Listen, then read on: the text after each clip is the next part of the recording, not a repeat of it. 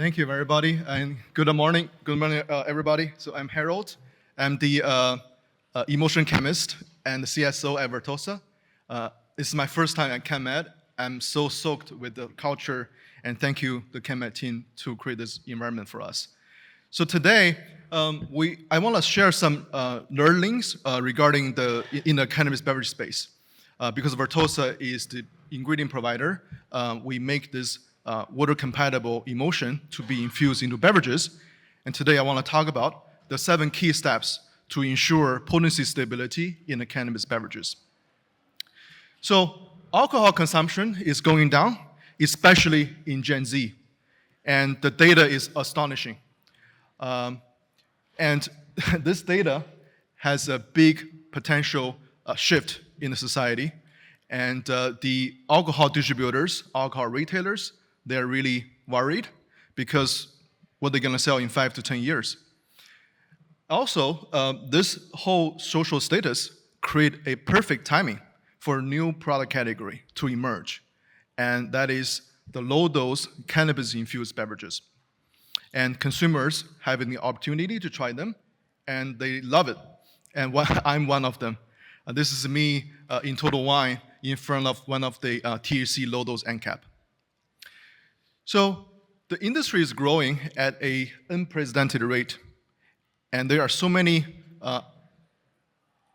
entrepreneurs, brands, ideas coming in, and maybe you recognize some of the brands here, but that is not even half of it. There are many more brands coming in, and there are new brands every week. It's a booming space right now. So among all those brands, over 90% of those beverages are infused by a technology called Nanoemulsion. And what is Nanoemulsion? How does it look like? If you open our fridge at Vertosa, you will see jugs like this. So the different colors means different formula or different inputs. And those jugs hold this concentrated, like milk form syrup, and they're water compatible. How it works? A brand will just buy this, and they weigh out how much they want, and they dump into the tank, and they have infused beverages. Easy as that. So this is what it looks like in the jug, but as an emulsion chemist, this is what it looks like to me. There are trillions of uni-sized droplets flowing inside the jug, and CBD and THC are inside these droplets. And we use a special ingredient. It's called Kilea extracts, which is a naturally-derived bark tree extracts from Chile as the emulsifier. So this is how it looks like. But then when we talk about THC beverages, the consumers and regulators will naturally reference alcohol because THC beverages are adult beverages. But is that scientifically sound to reference alcohol to study and regulate our space? I don't think so. The reason is, unlike THC, alcohol's main molecule, ethanol, is water soluble, and ethanol is physically and chemically inert. Also, the absorption metabolism, the mechanism and the metabolize, how it functions to our body between ethanol and THC are different. And most importantly, they age differently. So you can store a liquor bottle in your basement for decades, not worrying about losing alcohol content. But THC molecules are finicky. They always find ways to get lost, either physically or chemically. So this is the reaction scheme for THC to be oxidized into CBN. So with all that being said, we have a fast-growing sector, a lot of opportunity here, but also the THC molecule is finicky, it's risky. So this fast growth can lead to impact of the quality, which is reflected by the potency stability. So our team, periodically, we go out to all the states, and we take product on the shelf, and we test ourselves. And this is a snapshot of earlier this year from a market. And you can see multiple brands, they still facing challenges on potency stability or accuracy. Those highlights are over 10% of label claim. So we have a lower potency in the label claim. What do we do? How do we do the root cause analysis and find out the root cause and fix it? How can the whole industry level up? Because the potency stability is the key factor to build trust to the consumer. So over the years, our team has been working with the supply chain partners, and we summarized there are 7 key steps that THC potency can get lost. And today I want to share all of them with you. It starts with the cannabis input. We know that cannabinoids, most of them can oxidize, and they oxidize at a different rate. So if you're making a THC beverages versus a CBN beverages, everything else being equal, maybe you have a different shelf life anticipation because they oxidize at a different rate. Secondarily, no cannabinoids can go to water by themselves. They all need certain technology. This is where a company like Azuka or Vertosa come in, that we transfer those oil-soluble ingredients into water-compatible ingredients. But this step plays a huge role. How stable the ingredient is, how consistent the ingredient is, how homogeneous the ingredient is, right? And next step is beverage formulation. This is where our clients put lots of innovation here. Grapefruit juice, electrolytes, proteins. This is a lot of innovation here. But some of the ingredients, they can potentially interact with our emulsion and cause potency issues. I'm going to share an example later. Next step is packaging. Aluminum cans are the main packaging for our industry, and there's a can liner scalping issue that was haunting the industry. But we have solutions, but I won't share that with you later.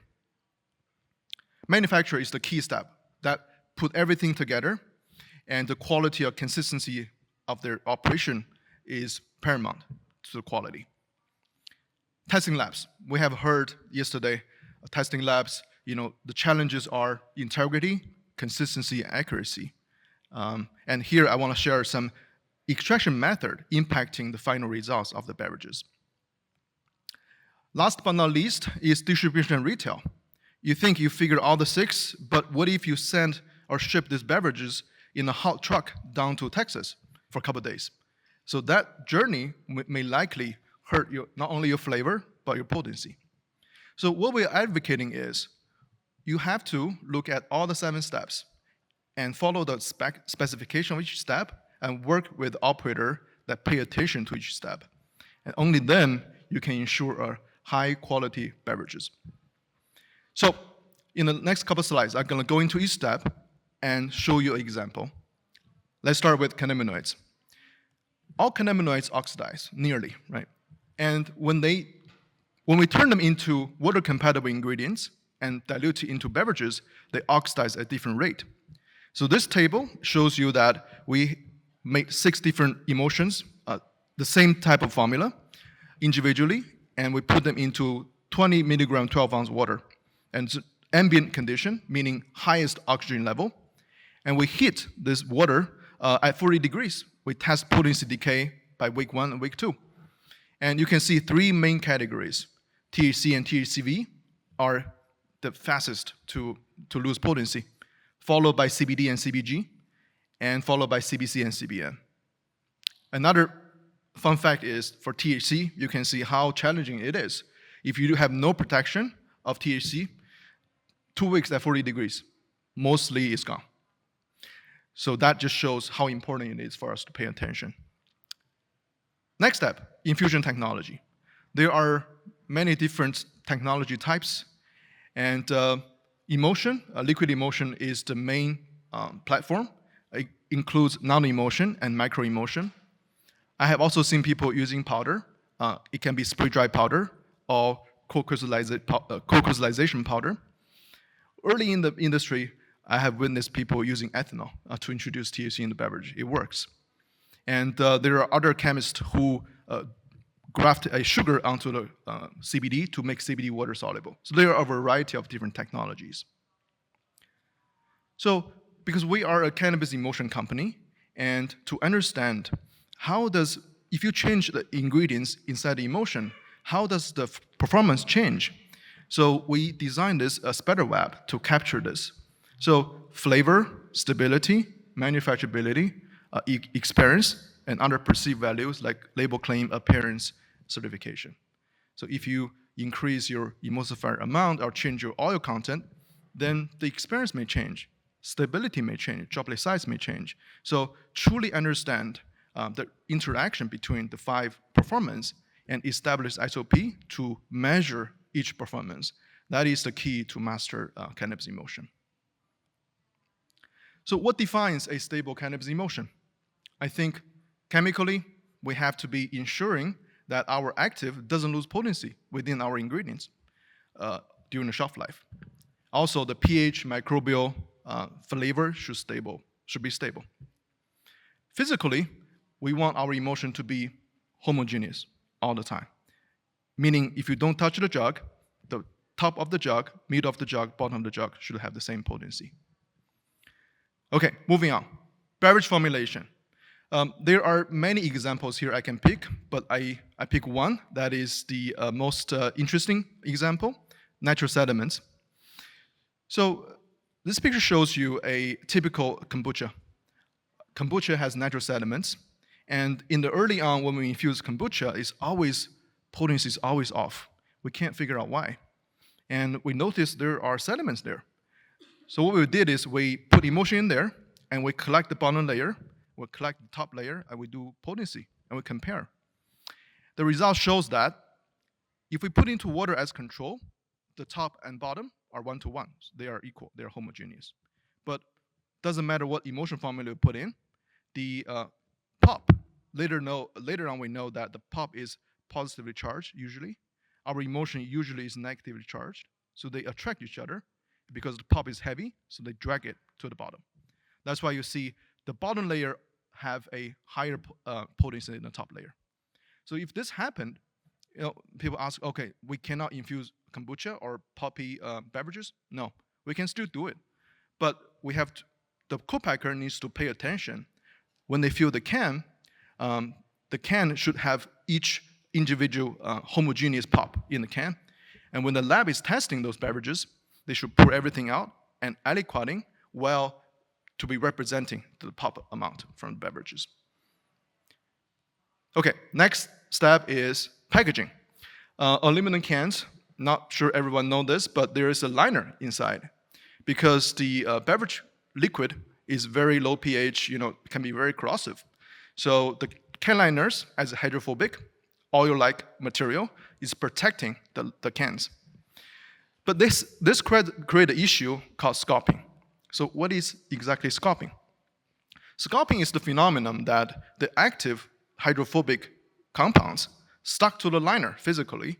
Thus, you don't have enough potency in the liquid, so consumer get less potency. So people ask me, Harold, you design the emulsion, the THC should stay in the droplets. Why the hell THC escaped to the liner? So this is a common phenomenon in emulsion, that even the oil-soluble compound is not staying in the oil phase 100% of the time. It's actually bouncing in and out into the water phase and coming back to the oil phase. This phenomenon is called partitional equilibrium. So when this happens, and if the droplets just happen to be close to the liner, and if the liner material just happen to have high affinity to THC, sculpting happens. So how serious is this issue? We take a study. We study our organic 3, organic 4 formula into 3 different main can liners: acrylic liner, BPA liner, BPA 9 intent liner. And we measure at room temperature for 3 months and 6 months to see how does it perform. Interestingly, BPA and BPA 9 both showed stable results with our emulsion. However, acrylic liner for both emulsions showed horrific potency loss at 6 months.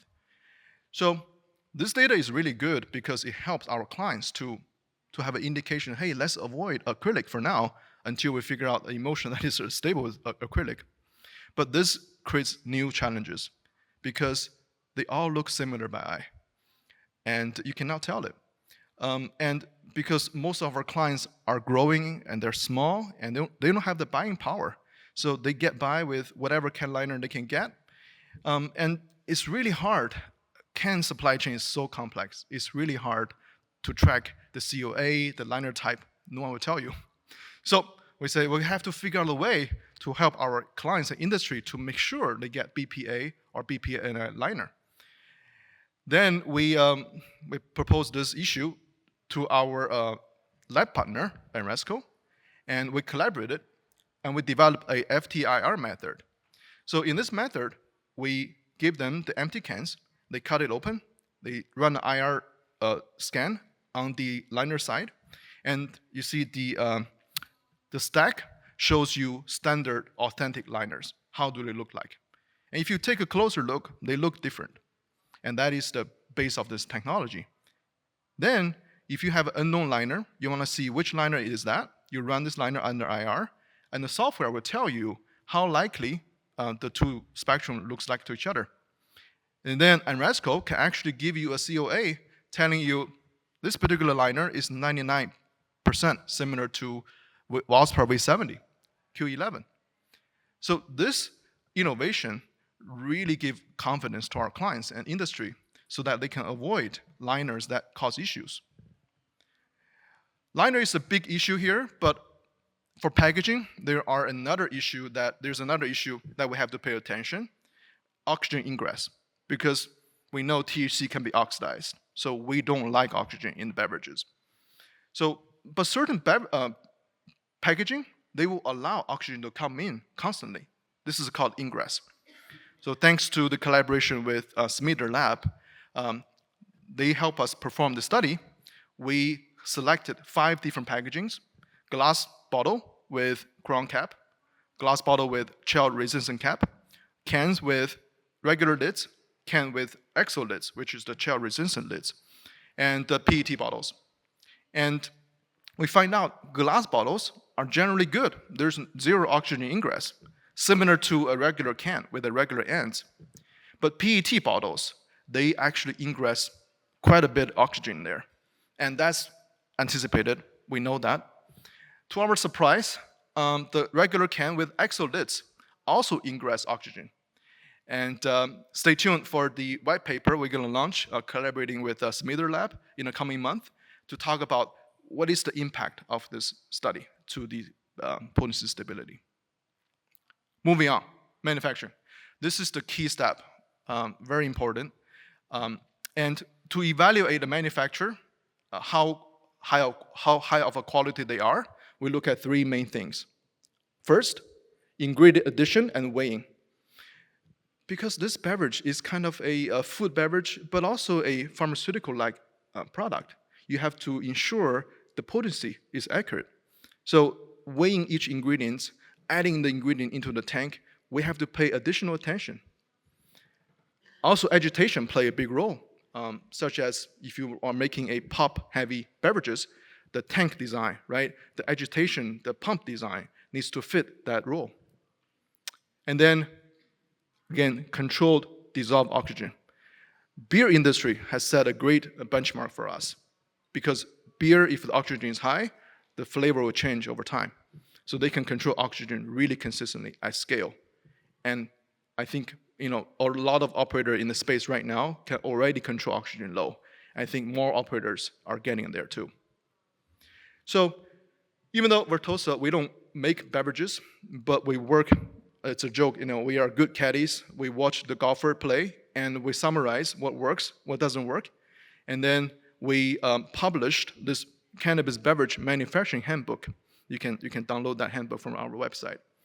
So the handbook is summarizing all the things we learn, and because making cannabis beverage, like I said, is kind of a pharmaceutical-like product, you have to pay attention to specific details. And who is the audience of this handbook? There are over 14,000 breweries, distilleries, wineries in the States. With the alcohol consumption going down, they are all looking at alternatives. And American consumers love cannabis beverages. So we have seen a huge uptick of leveraging this handbook for those operators, and has been helping them a lot. So moving on to the next step, I want to show you a quick example of how testing lab and their extraction method can impact the coming results. We have a client. They want to make a cannabis-infused cold brew, but also the cold brew contains cream. And we tried to use methanol traditional method, and it's always off target. But we made sure we put enough ingredient in there. But why is that? We thought, oh, maybe something regarding the fat and our THC is interacting. So we did another extraction method called catchers, and then it's really close to target. So this simple example just shows us that the different beverage type, containing different ingredients, we may need to develop different methods for them. So we have to pay attention to extraction method. Okay, so last step is distribution and retail. This is a truck that not all beverages are cold chain shipping, right? And because it costs a lot of money. So understanding the storage condition in terms of temperature and humidity is critical, especially our clients shipping their product to the southern states. And we have a couple of issues and clients calling us, hey, why our beverage tastes good in Minnesota but tastes bad in Texas? I said, okay, check your truck and see the temperature. And say, okay, that could be a critical information we have to check. So those are the 7 steps that potentially, not potentially, in reality, impacts our potency of the beverage. So I want to take a pause and share a perspective that we believe the history is repeating itself almost 100 years later. So in March 1933, FDR signed the Beer Act, which legalized alcohol with less than 3.2% alcohol content. And that ends the Prohibition. And 9 months later, liquor got legalized. So it's interesting that when we're legalizing alcohol, it's actually in tranche, right? A low dose first, high dose later. This is a picture right now in Minnesota in a liquor store.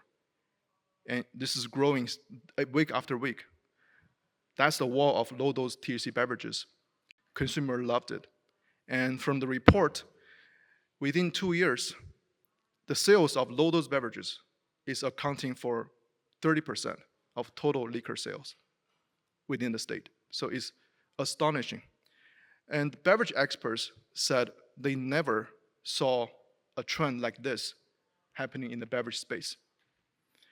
And this is just the beginning. And what do we think? Where do we think the trend can go from here? There are states, in different states, arguing about the law, ban, regulation, or allowing.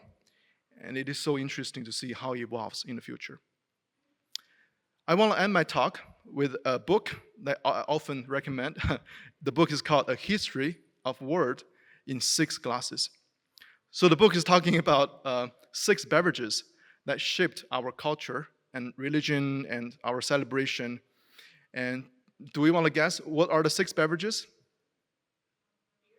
Beer, yes. Wine, yes. Coffee, yes. What? Tea, yes. Wine, we said wine already. No. Soda? What kind of soda? Coca-Cola, right. One more. We said coffee. Spirits, right? So those are the 6 beverages. Wine, beer, spirits, coffee, tea, and Coca-Cola. People argue, why the hell Coca-Cola is there? Because the author argue, after World War II, Coca-Cola represents American freedom, represents our culture. So it has a huge culture shift.